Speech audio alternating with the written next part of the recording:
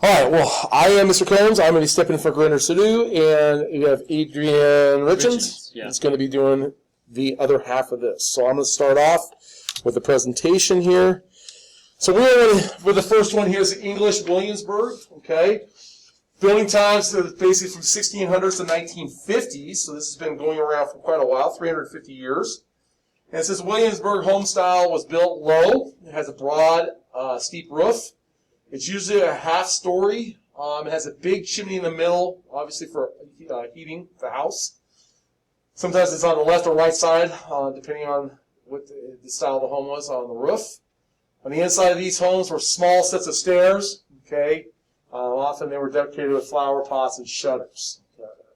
Williamsburg also really had front porches. These types of homes were common in the 1600s all the way through the 1950s. It's a long time, 350 years. In many places all over America and Europe. And where its origination started from was in New England. Okay, if you can tell, I'm going to go back to the previous presentation. You can see here's the style of it. Very similar to some of the ones we just went through. Again, if you're looking, you got dormers. Okay, windows are stacked. Very, very square in shape. Steep roofs again for the snow loads. Okay. Lights, I don't know if he's got those. Nope, I'm going to throw those out there. Lights on these, pretty simplistic, I guess. Again, it looks like they have abilities to have little outside extra homes or places to store stuff. I think they look traditional, nice and square and clean. Downside, pretty boring. Architectural-wise, it's just, especially out on the front porch, there's not really any character to the front of the house. That'd be my 2 cents. The next one is the Regency Architecture, 1800s, okay, or what they call the Regency era. Regency Architecture was made to represent love or romance. This style was made by Prince Regent or King George VI in England. These homes had bow windows and always had balconies. Okay, so in this case, if you're looking here, they have bow windows. Bow windows are basically windows that kind of jut out from the house, so there would be an example of a bow window here. Right down there would be a bow window. Here's up here, these we consider your bow windows. And then also they have balconies. Guess you can have the romance without a balcony. Okay. Things I like about them, again, traditional style, they could be pretty ornate. These are actually all three different styles different looks. So you got a little bit of uniqueness to them, which is kind of nice. Things that don't like,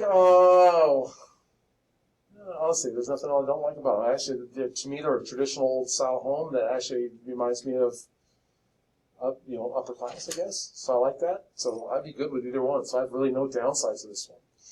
Georgian Architecture from 1740 to 1830. Okay, this is more probably what you see if you go out into the England area, the higher-end homes.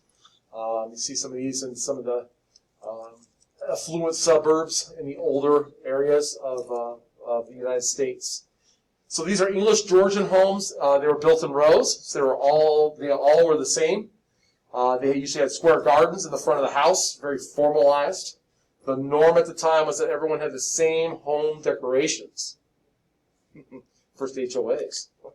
Basically, the point of this is so that everything was identical. Okay, so the Georgian architecture really emphasized identity, identical looks. Basically, they wanted to see the repetition. Right away from the lights. I like the style. Again, it looks grandiose. Very what I would consider affluent. I mean, to me, that screams out, hey, there's money here. I'm not saying that I probably live in a house like that. But the downside, what I don't like, is every house looks the same. I don't want to live in a neighborhood where every house is the same. Okay, so that to me is the one real big thing I would not like, is that all houses look the same. The last one I have here is the Tudor. Okay, the Tudor architecture, 1400s to 1500s, so these are early. They were framed with timber and had casement windows that open like doors do. So these are the ones where the windows really, truly, would open up. Previous windows here usually were just regular, what I call non-functioning windows. They're just there so you get some light in the house for some passive solar.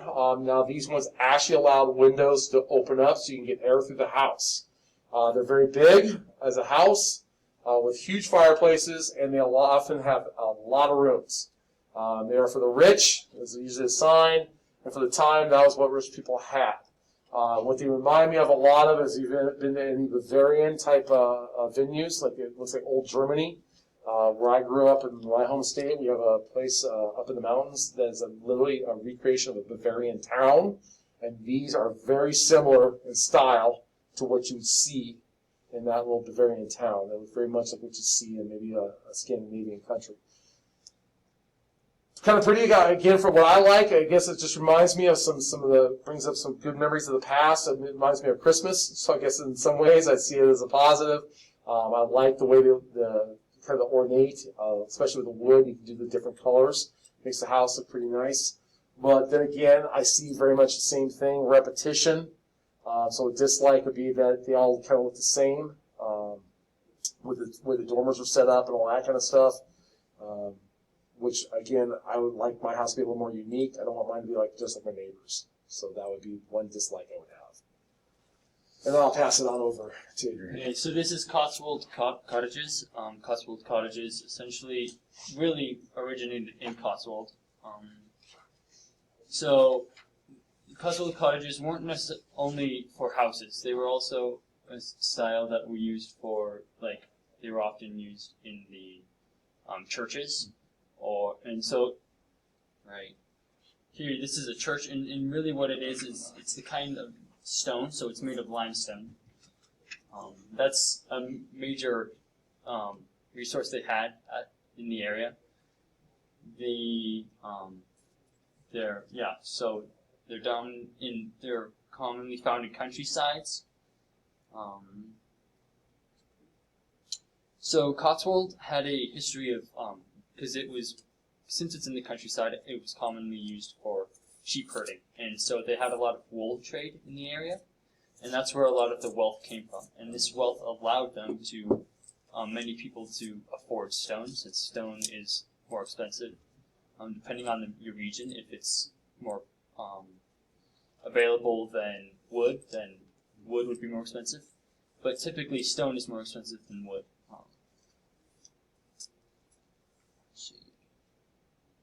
So, since it was dominated by the tradesmen and the wool trade, a lot of these homes were owned by either people that had sheep and owned lots of land and had them grazed, or by the tradesmen themselves.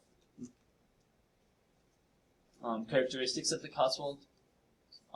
It's often called the storybook style because it's the very traditional stone steep roof. It just looks like it's straight from a storybook. So they have street pitched roofs, usually made of thatch or a thatch-like imitation. They had arched doorways, and they had prominent chimneys because since they're stone, they can be very cold, especially in the winter. But stone keeps its temperature very well because just like how earth, if you build a house into the earth is very insulating. So they had prominent chimneys, also made out of stone, very typically squared. And like I said earlier, they were made out of limestone. Pros and cons. I do like how a lot of them do have gardens around them, or have like a courtyard kind of an area, either in the back or in the front. Like this one, you can see how it has a courtyard kind of an area right here, and then also has gardens. I also find them very charming because it's storybook style. The downside to them is they don't have a lot of windows. It's hard to put windows into stone and limestone, so they weren't built with lots of windows. However, you can see in this one, there are a lot more windows, but it's fair to assume that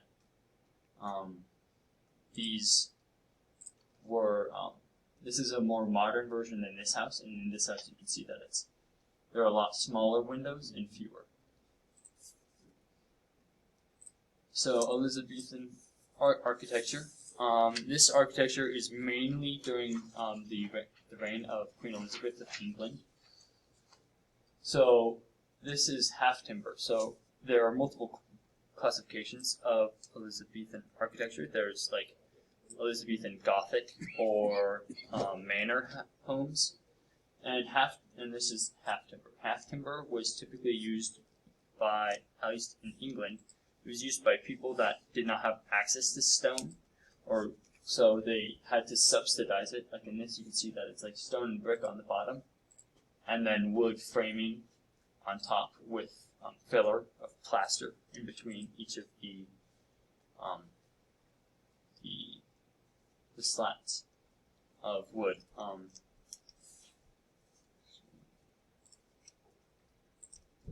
They still exist today.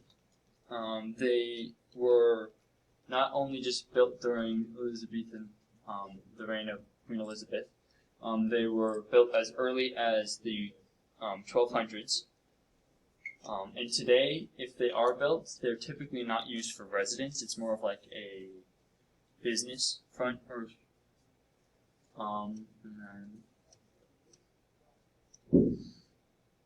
so you can see here, they weren't also built just in England.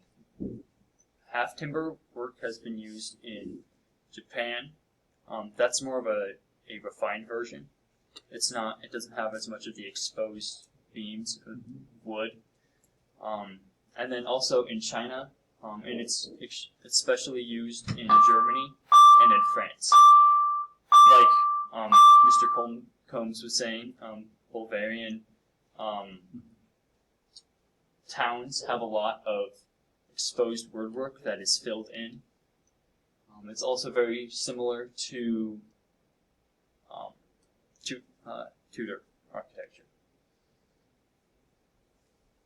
The characters in half, like I said, filled with stone or some sort of plaster in between the wood. Typically very exposed in England. That was especially prominent, where they wanted to emphasize the contrast between the wood and the plaster or the filling. They had stone chimneys that were square, usually in like the middle of the house to heat the entire space.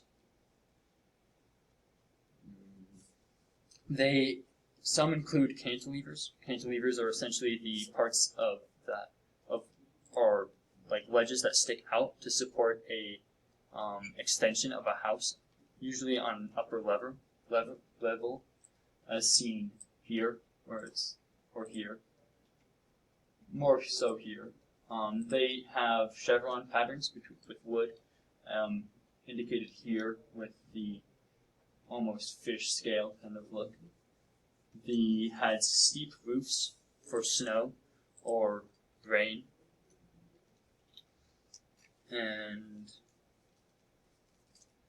likes and dislikes, or pros and cons.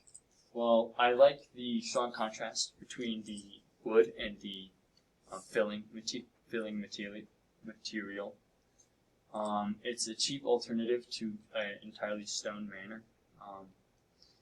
I also like the cantilever design of like having something stick out farther that looks like it's almost floating. Cons, I'm not a fan of the chevron pattern with the stone or the brick. To me, it looks too busy. As for this previous slide here, I don't like that look. Also with the same colored kind of brick and stone underneath it, I think that's there's no pop to it.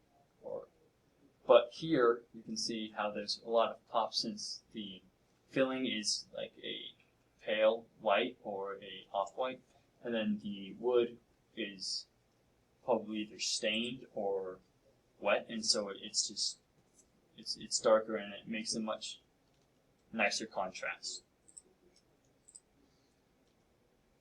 Masonry Tudor. This is a subclass of Jacobean architecture. It's a subclassification of Masonry Tudor.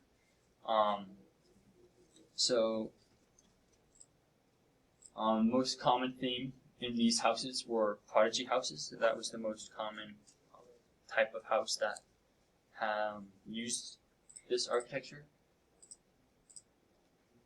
It developed in Great Britain between the late 16th and mid 17th century, so that's the 1500s to late 1500s to mid 1600s. It was developed during the second part of the Renaissance, so that's the time period when it was commonly built and used. Commonly found today in England, historical sites, especially. So this is Looking Hall, and also this Jacobean architecture gave way to the origin of the commonly layout of H and U styled homes, and you can see that in the way that it's two lateral sections of the home and then one cross section with courtyards in between. They were often homes of wealthy nobility, because they most of them that you see historically are very large and incorporate brick and stone, and most people were not able to afford those kinds of materials or the size at the time.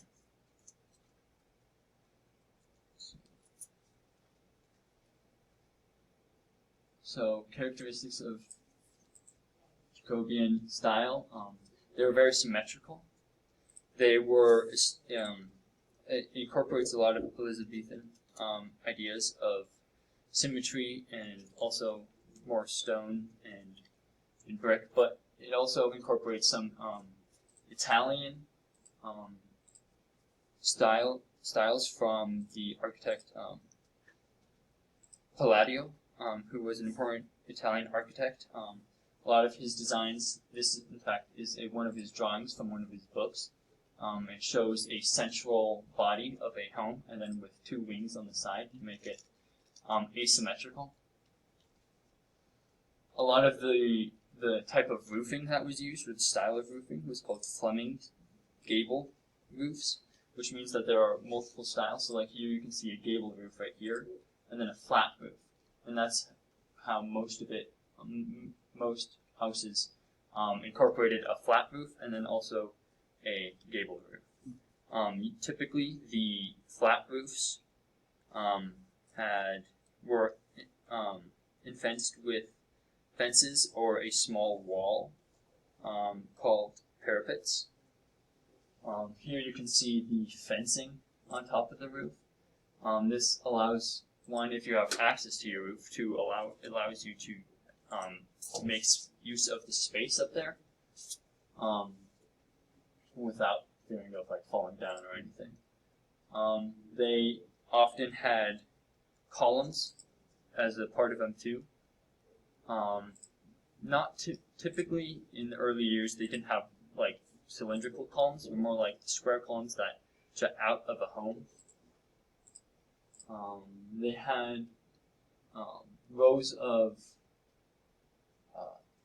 because of the size of them, they typically had rows of chimneys, because to heat the house it would require more than just one central fireplace.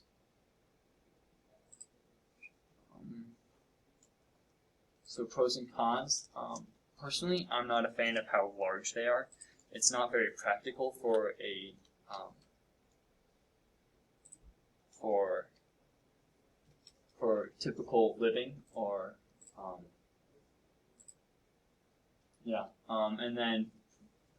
but I do like the use of brick and stonework. I've always been a fan of intricate brick or stonework. I think it adds character to a house, and it allows you to take something that is typically kind of a cookie cutter design and put a tweak on it and make it a little bit different. I also like the symmetry. I think most things look better symmetrical. And that's it. Thank you. Pause this real quick.